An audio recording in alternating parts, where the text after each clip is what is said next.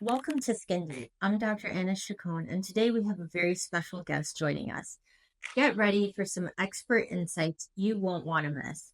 Let's dive right in. So, actress Erika Medina joins Skin Deep, our podcast, to share her onset beauty secrets, skincare must haves, and lessons from life in the spotlight. All right. Thank you, Erika. If you want to introduce yourself a little bit about who you are, and then we'll dive right into questions. Sure. My name is Erika Medina. I am an actress model. I am located in Los Angeles, and I've been in the business for whew, quite a bit. I wouldn't say a good like 16, 17 years. Okay, awesome. And thank you so much for being on our show for the podcast. It won't be aired live. It'll be aired a couple weeks from now. How has working in the beauty-focused world of Disney influenced your approach to skincare, beauty routines, and just everyday style? Mm-hmm. Well, I just think it was a good rule of thumb as a teenager to get on top of prepping, your skin when we're that young, we think we're going to be young forever. So we never really do the preventative things, but I've always been on top of like washing my face and, because that was actually a really bad habit that I used to have. I used to sleep in my makeup and I'm embarrassed to even say, but it was a really bad habit. And I've been blessed with good skin genetically. So I've never really had to worry about like acne or anything like that. But then when I got a little older, started to like break out here and there. And then I was like, okay, I got to come up with a little skin routine. So then I kind of started dabbling into like different types of moisturizers or retinol, vitamin C, things like that. So, especially being in this industry, you just sit in that makeup chair for quite a bit and they put a bunch of products, heavy makeup, especially when you're on camera. So it's definitely a good idea to have a good skin routine in the industry. Awesome. And then a couple other things, because I'm listening to your last name, Medina. It's Hispanic, but just like mine, Chacon's my last name. Tell us a little bit about your background, where you're from, and how you transitioned basically into Hollywood. Because there isn't a lot of diversity out there. There isn't, just like my career as a physician. I'm a dermatologist. It's the second least diverse specialty. Very hard for me. I looked around when I was applying and nobody looked like me. So I definitely know that Hollywood can be challenging for someone who's, of a different background. Yeah, of course. Tell us about your roots. So both of my parents were born in Mexico. I was born here. So, oh God, where do I begin? Okay, so I basically grew up in Anaheim, California, not far from LA. I knew I wanted to be an actor since I was 4 years old. Most of the kids would run to their TV on Saturday morning to watch Tom and Jerry. I was running to the TV to watch I Love Lucy. That's what got me. She was just so beautiful and funny, and I saw her on the screen, and I remember as a child, I still have this memory, which is so weird because I'm 40 now. I remember watching her and just being like, oh my God, she's so funny and she's gorgeous. Oh, she's both. Like, I want to do that. I want to make people laugh. I want to entertain. So that's what got me kind of on my actor journey. And usually, when kids are growing up, one minute, we're changing our minds every 5 minutes. One minute they want to be a doctor, the next a teacher. And that's just never left me. So my parents always knew like, okay, she's really going to pursue this. So after high school, I moved closer to LA, started auditioning, found agents, and started doing photo shoots. And then it kind of snowballed from there. I just kind of figured it out as I went. There was really no rule book. There's no one way to get in the industry. You just kind of got to find your way in and just, work and network and just do all the things to keep that momentum going, the stability and the consistency, which is really hard in the industry because it's just ever so changing, especially with strikes and whatnot. So I really kept just my focus and pursuing this after all these years. And I think the little wins keep you going, because there's times when you're auditioning so much, you're not landing anything. And then you'll land one thing and you're like, it's just that one little piece, like a small win is just a win. It's still a win regardless. And you're just like, okay, I got to keep going. So that's pretty much how I've been maintaining my my journey, my acting journey, but also learning, the skincare thing is so important in the industry. And I had to learn, I never really gave it much thought, skincare, until I started doing this for a living and started dealing with different weather, traveling different places, different climates, and just seeing how different my skin reacts in certain places, whether it's like, I developed like even like eczema. Like in the winter months, I get really dry. So then I have to kind of find a very good moisturizer that's really going to hydrate my skin. So, and I'm still learning products as I go. I'm not, I love exploring different products to see what works for me and what doesn't. So I don't really have like a Bible of what I follow. I just kind of start using products, and if it works for me, cool. I keep it in the rotation. If not, I just get it out of the rotation and move on to the next thing. So, it also helps to have friends that are estheticians. So if anything funky goes on, or if I have any skin questions, that they're a good resource to have. And also staying on top of my facials. So I love this. There's this skin spa in Melrose that I absolutely adore called Maison d'Emily, and they do, my facial treatments there. So they've been really great at keeping my skin game up. Okay, awesome. And do you also act in Spanish, given your background? And You know what?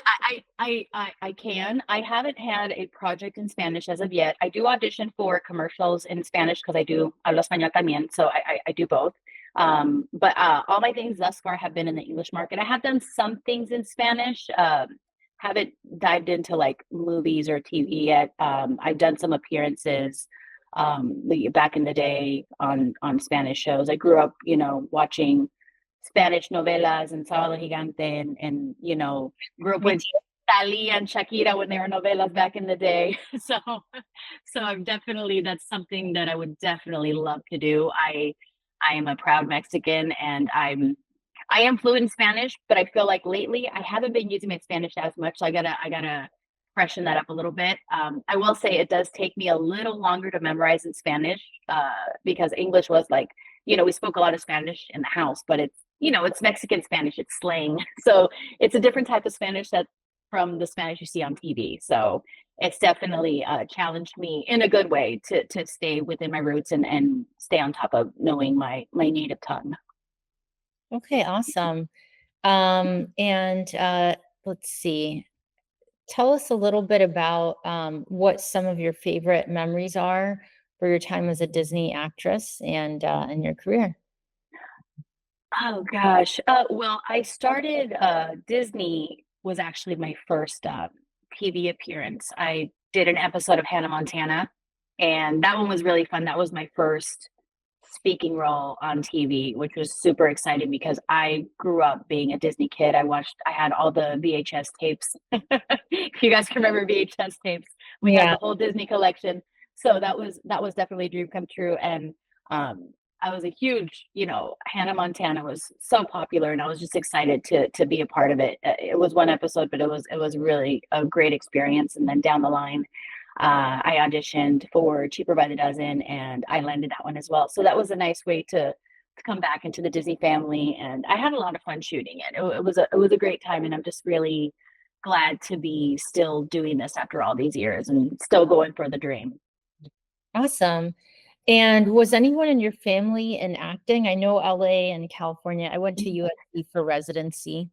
That's the funny part. No, I don't have any connections to the industry, so it was really it's not like I had like an actor uncle or aunt or whatever. So I feel like it took a lot more research for me, because I was like, okay, I know what I want to do. And back then we did not have nearly like the resources we have now. Like we have Google and so many search engines and whatnot, but and resources at our fingertips with our phones. We didn't, it was a little bit different for me. I was like going through the yellow pages, like, okay, where can I take like an acting class but my mom actually found an acting school for me when I was a kid, and that's what got me, okay, cool. It just those little steps, me dio más ánimo to just keep going and to pursue it and actually see it as a possibility, because I didn't have anybody to guide me or hook me up in the industry. I didn't have any relatives. So it was also kind of strange for my parents to be like, where on earth did she get this idea? Because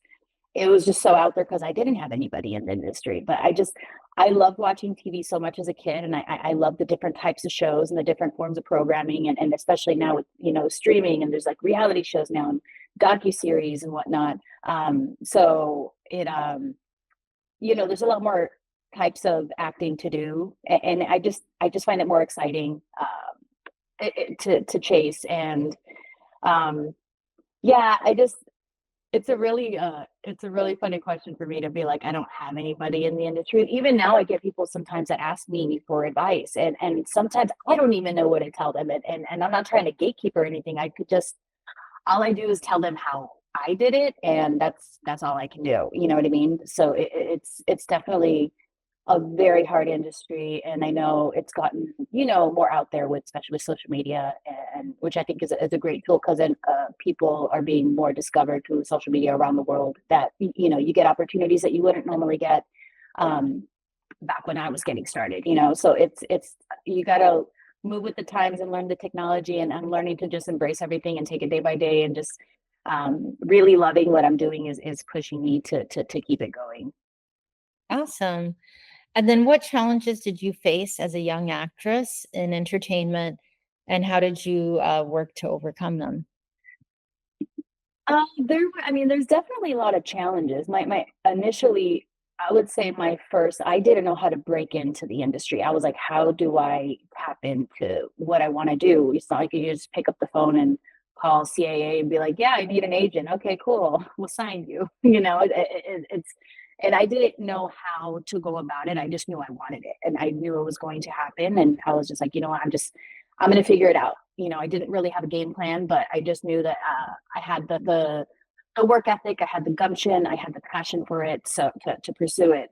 But I will say, for some reason, I found a way in, which was really not conventional, I guess. I submitted photos to a magazine, a men's magazine, and they called me and they put me in the magazine, and that's how I got in, because that's when I started doing more photo shoots. And then I had mentioned to somebody that I wanted to do acting as well, and they happened to have a friend who was an agent at a boutique agency, and they signed me, and that's how I got started on auditioning and landed Hannah Montana, which was, it was unconventional, but at the same time, it's like I got it through knowing someone. That's why it's like these little jobs really matter. These opportunities, like, never knock an opportunity or think like, oh, this is not what I want to do, or this is not at the level I want to be at, or whatever. Because you never know who you can meet there, and it could just snowball into another opportunity. That's pretty much how my journey has been. I have met someone, and then I got the agent, and then that agent got me Hannah Montana. Then from there, another bigger agency saw me, because I had left that agent at the time. I was agentless, and then they grabbed me up, and then that's when I got 90210 and How I Met Your Mother, and just through my modeling, also traveling, meeting other friends, traveling around, meeting new people. My model friends that I would travel with, I did the Monster Energy circuit for a good while, and traveled a lot with a bunch of models, and just meeting them and networking with each other, doing projects together, and just introducing one another to other people and helping each other out. So you build a little community for yourself, and whatever help you get, you just make sure you handle it with care, be grateful, and most importantly, pay it forward to the next person, because I know what that's like to not have resources, or not knowing how to do something. So if I can elevate myself, but in the process look behind me and be like, who's behind me? Okay, this is how we do it, because we do need to build that community, especially like you said. We're not as represented as we need to be, so I think it's very important to help each other in the process. Awesome. And how do you balance your personal life with demands of being in entertainment and being, anyone can Google you and see how big you are. How do you keep your life personal, your personal life separate as well? Yeah, Yeah. I would consider myself I'm pretty private. I do share, but I share what I want to share. Like there's social media, it's so easy to just share your entire life. And I'm I grew up in the pre-social media generation. Like we're in the in between where we discovered it. Yeah. So I got to live both sides. It is a great tool, but I love having a little bit just for me. I love having my personal life to myself and just, and I mean, I do share. I'm not completely closed off. I mean, I share with my friends, my close friends, and my family, like my circle, if you will. But I also think it's important to show people.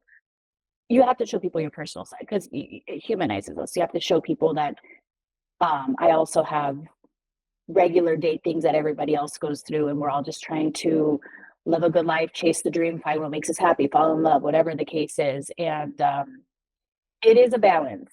In the beginning of my career, I remember everything was just, I mean, I'm a Capricorn, everything's work. Everything, like whatever was happening in my life, work was number one, no matter what. And I'm talking like weddings, funerals. If I was working, I unfortunately was so like, nope, I'm so focused. I would miss out on so many family events and because I was just so work focused. And as I got a little older, I realized that these are moments that I missed that I'm not going to get back. Like I missed the birth of my little brother because I was like, I got to work. I had a job assignment at the time, and obviously, you got to stay paid and paying your bills and whatnot. But you also you have to know how to know when the important moments are gonna come and not come again, and balance that. Okay, you know what? Let me take this weekend off and go with this person and go visit them or for weddings or just any celebratory, just any monumental moments. Because I did miss a few of them, and all I could do now is correct it and find a balance for the future. Yeah, I definitely have missed a lot of those moments as a doctor. But I mean, you get it's a you live and you learn. But I think I'm exactly where I need to be. I love where I'm at, and I take everything with grace and just try to have patience and just keep going. But it's some days are easier than others, but you just have to remind yourself of why you're doing what you're doing. Like I legit have a list in my phone of things that I've done, like positive things. So on those days where I feel like there's not enough momentum or I'm not doing enough or I'm just having a bad day, I'll look back at that list and just remind myself like, look at what you've done, keep going. And that's what you got to find, these little things that motivate you and inspire you and just keep you going, because no one's going to motivate you more than yourself. And it's great to have I have incredible people in my life that I can call if I need anything, or just to inspire me if I'm having a bad day, or just people that on the days, there have been a few days where I'm like, I don't, this just isn't working. And people are just like, you're not quitting. You've been doing this for too long. Stop. I know you love this. Keep going. You're just having a bad day. And those are the people that kind of get me through. And, it's just, and it is a balance, and I'm learning that now. And I do take time for myself. I mean, I absolutely love working. But you just have to know when and where, like what's worth missing moments. And I mean, obviously if it's a big opportunity that's going to be like life changing, or if it's something that I really want to do and I'm passionate about as far as projects go, then obviously I can decide like, okay, I really want to do this, or I'm going to take time off and go be with family right now, or, I just want to be home this weekend, or whatever the case is. Or if I'm just having like, I also have anxiety. So mentally I just get really kerbobbled up here, so that I'm like, I do take my, there are days where I'm just like, you know what, today's done. I put my phone down and I'm like, I'm just taking the day and just give myself a mental break that day. And the next day I just get back up and fresh new day, start all over. Awesome. And is it really common? I'm not from LA, but I have worked there. Is it really common for everyone to have an agent? What sorts of challenges, how do they help, and what challenges do you have if you don't? I mean, for acting agents, absolutely help, because they are the ones that have relationships with casting directors, and they are the ones that submit for jobs. They are like, they're the middlemen that they'll let you know, okay, you have an audition, they do the negotiating and stuff like that. So you absolutely need an agent. I do know that, was it, I think Bill Murray, he's like, I find him so iconic because I think he would book movies in the 90s and like did not have an agent, which I found very bizarre. But I mean, I don't know how he did it, but he was doing it. So So yeah, but you definitely need an agent. I have an agent, I have a manager. And I know, down the line, I would love, people get like publicists or whatever, or, social media managers. And, you build your team as you go, and you just, hopefully you got the right people around you that are going to guide you. And, you gotta just keep a good head on your shoulders and know why you're in it. And just, yeah, be a good person, and have good intentions, and just be around good people that know what they're doing and that are going to guide you. But yeah, agents are absolutely important. I mean, I would dare say they're vital for your career, because they're the ones that get you auditions and stuff like that. So Okay, excellent. And then what types of projects are you most passionate about now? I mean, I really love, TV and film are my two, like, obviously those are the ones I want to do. I've been going, the projects I have gone have been more towards comedy. I would love to do a drama, and I'm even looking at like independent projects. Those are, I would love to do some cool projects that end up like in festivals. Like I would love to do like Cannes or Sundance.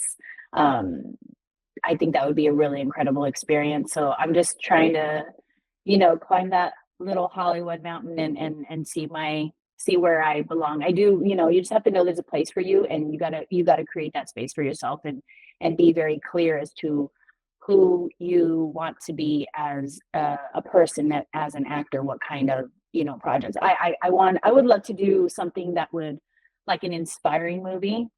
um, I love period pieces. I love comedies and drama. I would love to learn to do like stunt work. I think that would be really cool. I see, actors, Tom Cruise is notorious for doing his own stunts, and he's psycho. I wouldn't go that far. I'm not that adventurous, but I would like to learn, some stunt work would be cool. I think another thing I find exciting about this industry is that when you get a role, you sometimes have to learn something new. Like, Jenna Ortega, when she did Wednesday, she had to learn to play, the cello, or sword fighting. Like, I found that so fascinating. I was like, oh, you get to learn really cool skills that you would never really learn for a role, but then you leave that project having those skills, and you get to carry that on to the next thing, or just in life, or to the next project. So, I mean, I'm pretty open to anything, and just whatever is going to fuel my fire and keep me passionate. I'm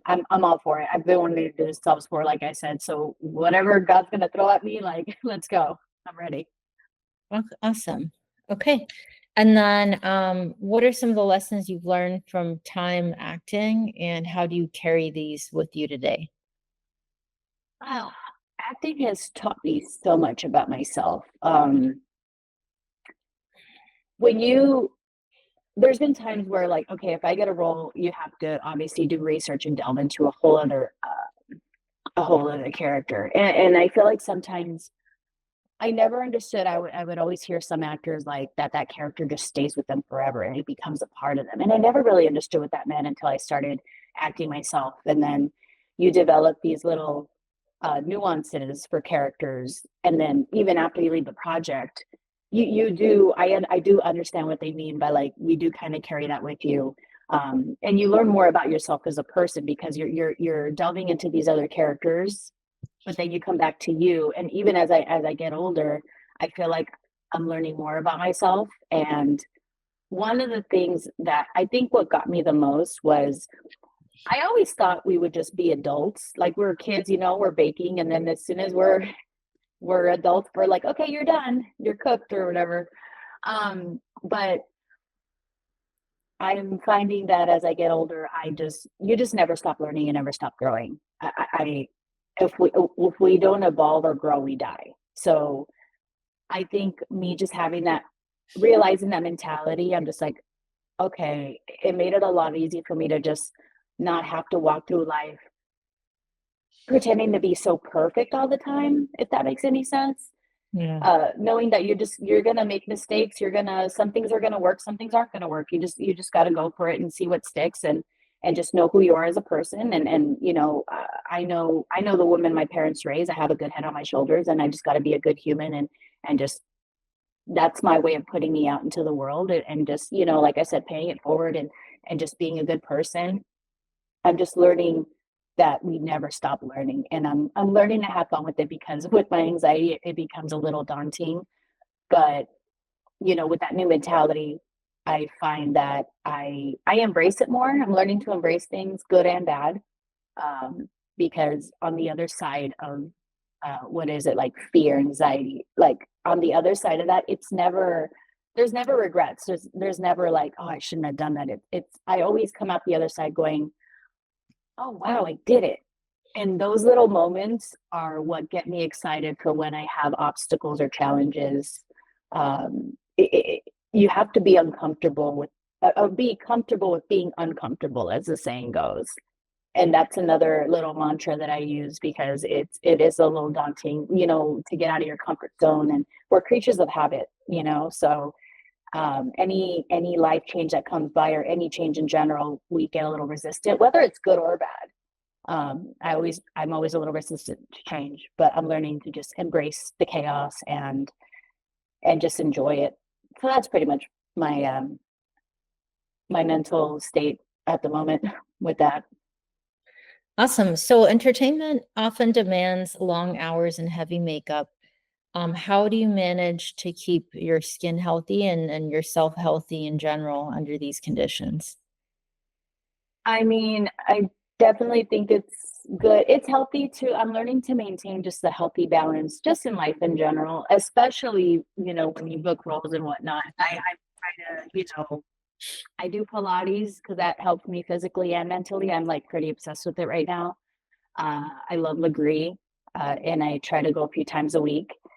And then as far as skin goes, skin's a big one, because like I said, you're sitting in that chair for hours, and you get like they put like makeup on you. So it's like sometimes it gets really cakey, and you're there for hours. You can easily have a 12-hour day on set, and you're sitting there with all this on your face. So I like to do some prep, like before I do some prep, obviously hydrate, face masks. I try to do like a face mask once a week. I also do like a pumpkin enzyme mask, or the what is it? Those little white masks that are they were popular on TikTok, the biodance ones. I love those masks as well.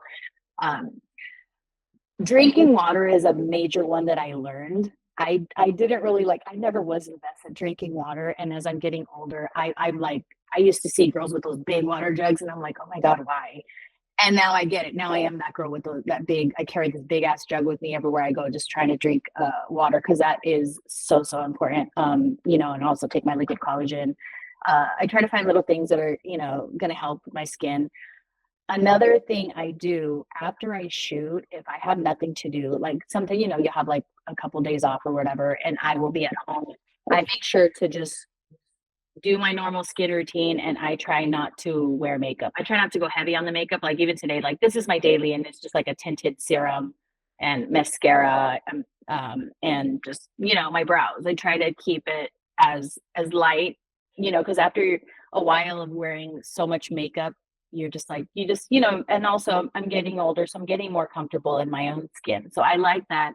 I used to be such a makeup girly. I used to shop at MAC all the time and had all sorts of makeup and would play around with it. And now I'm reaching the point in my life where I'm more about the skin.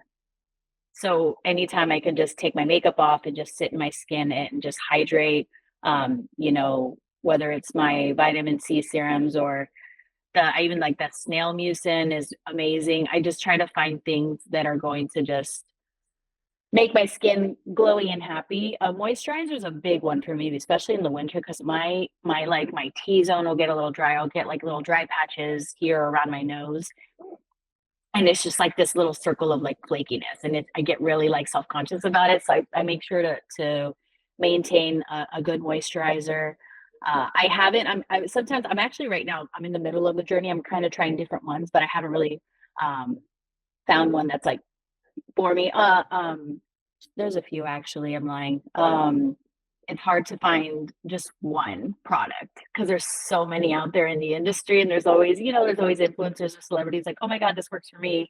And like I said, I usually hit up my esthetician friends and I'll tell them like, okay, my skin's really dry. What do you recommend, or what kind of moisturizer should I use? You just gotta find your own little roadmap of what's going to work for your skin. But I mean, that's what's been working for me. I've been pretty lucky in the skin category. So Awesome. Are there any products, skincare, makeup, hair care that you swear by? oh gosh,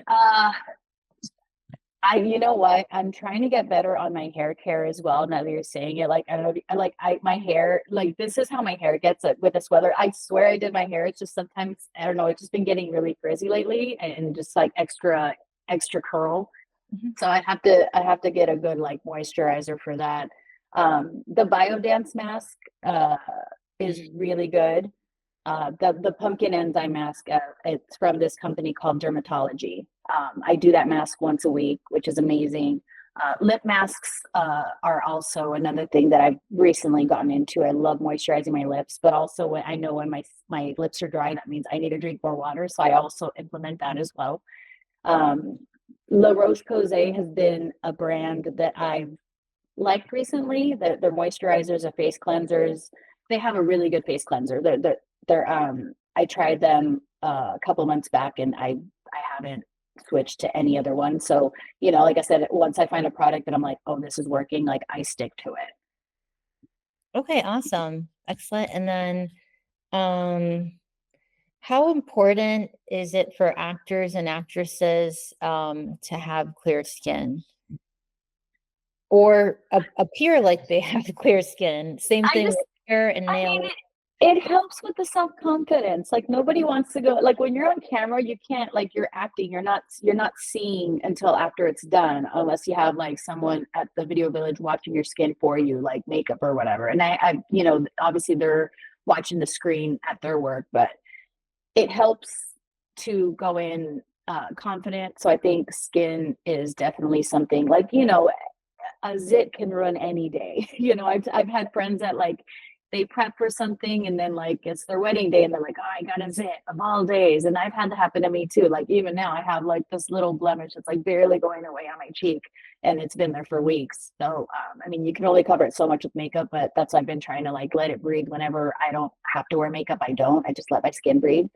But I mean, yeah, you just got to find what works for you. But it definitely does help with the confidence, and you want to go in doing a good job. It's not just going in and memorizing lines. Like you're portraying a character. You have to dress a certain way, act a certain way, and you want to be professional. So you want to go in with your best foot forward, and good skin is definitely an amazing start because if you go in with bad skin, you're going to be in your head that it might, what if it shows up on camera, or what if it looks weird, or I personally can easily get in my head about those things, and that's why I'm learning to just have my routine to where I don't have to worry about that, where I'm just maintaining it on the regular rather than just when I'm working, and then when I'm not, like, yeah, whatever, like just maintaining that balance. So when I do get called to set, I'm like, I'm good to go. But I mean, yeah, just water, good moisturizer.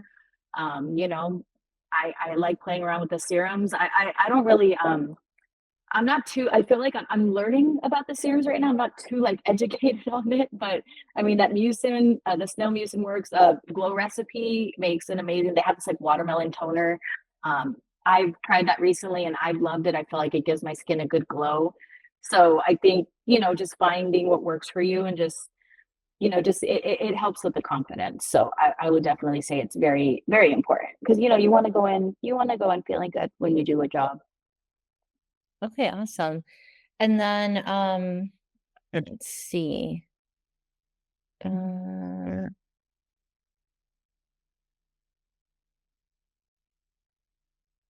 okay. Um, I actually don't have a whole lot more questions. Where do you see your career taking you in the next few years? And yeah, what advice would you have to others that are aspiring? I'm sure you mentor a lot of young actresses and actors. in Hollywood, especially those wanting to do Disney or wanting to break it. I was going to mention an actress I went to school with. You probably know her, who also was in novelas, who had to have voice training and all these other things. Is Genesis Rodriguez? Do you know who that is? Genesis I Rodriguez. do. Okay. Yeah. Yes. I was like, yeah, I know that name, Genesis Rodriguez. Yeah. Oh, what movie? Yes. What movie did she do? I Um, know. I promise. I know that name. I've heard that name a lot through the industry over the years. also, Yes, I've never met her, but yeah, I do. I heard of her. I know she's done like amazing movies. I can't think of any right now, but I have heard of her. yeah, Telemundo. Did you do any shows? Have you appeared on a novela? Have you thought about doing it?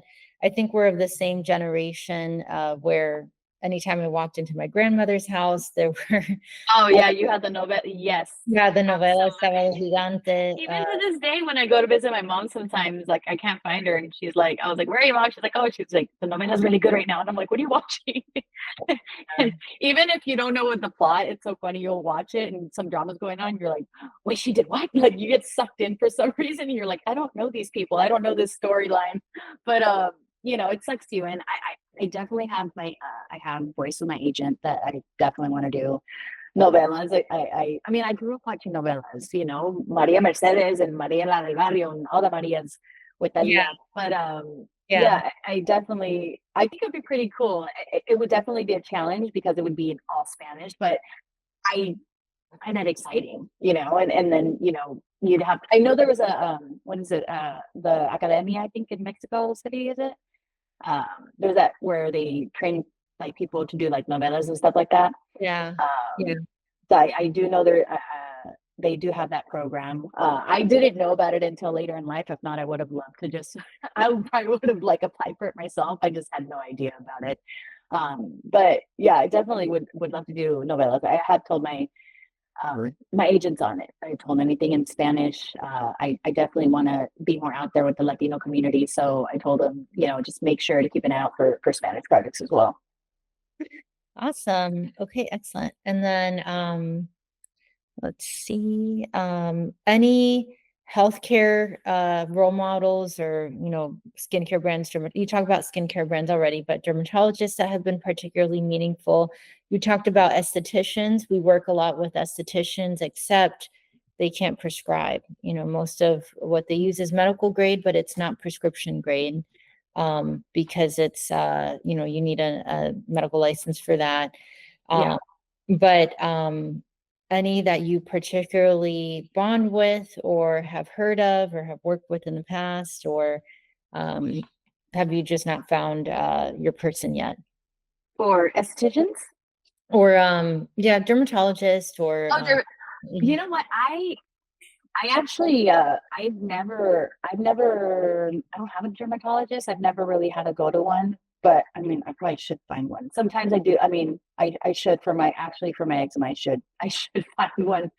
Um I just I like to I'm a Googler. Whenever I see anything on my skin, I look up stuff and I'm like I like to look up like home remedies, like okay, what food should I eat or what is there like a at home hack that I can do or whatever. But it's so no dermatologists, estheticians. Yeah, I definitely Maison d'Emilie on Melrose in LA is definitely a go-to, and they do the facials, and I've actually had they gave me a cool peel on my skin a couple months ago. It's supposed to like restore collagen and whatnot. So I mean, I really love the results. I mean, my skin is like more glowy and bouncy. So I definitely want to. I think I might go another round and do another session of those. But yeah, it's definitely. Plus, I mean, and it's a spa too, so it's just fun to go have some coffee and get a facial. And sometimes I'll call a girlfriend and we'll go together and just kind of make a day of it. So I mean, it's a fun little outing, but it's also it's helping my skin out. So you're getting a little bit of both. Awesome, excellent. Any, I think, do you want to keep going or do you want to kind of stop here? Because I Up know, to you, babe. okay. We'll just wrap up with this question. You think of an instance where you had to take care of a concern, whether it was skin, hair, and nails, before a major event. How did you handle it? I've been pretty lucky at not having any bad like moments for events, but also I do plan like whenever I have an event, it's so funny because like I will take up the entire day and I'll have like someone doing hair, someone doing makeup, and just the tricky thing is sometimes if you get your makeup like if the makeup artist isn't available later and they're available only in the morning, you have to just sit there with that makeup all day and keep it looking fresh for the event. Um, but I mean, I haven't had anything really major happen in that aspect. I just, again, I try to whenever I have events, I just try to plan and just stay on top of the skin routine and whenever I get opportunities to whatever it's a red carpet or event or anything like that, I of the sort, I'm pretty much ready to go. So I've been knock on wood, I haven't had anything really bad on those days. So I've been pretty lucky. Awesome. Okay, thank you so much, Erica. And um, that's a wrap. Thank you so much. Thank you so And much. catch more skincare and beauty insights next time on Skin Deep. And thank you for making it today. It's a Saturday. I really appreciate it. Of course, no worries. Great. Your hair is definitely very enviable. It would take She's getting really long. yeah, I gotta find something to do with her. it looks really, really great. And Thank thanks you. for coming on the show and answering all these questions and being very genuine. Yeah, your answers were really, really genuine and down to earth and something relatable for the audience. Awesome. And thank you for making it. I really enjoyed it. Awesome. Oh, thank you so much. It's been a pleasure. All right. Thank you so much. Have a great day. You Thanks. too.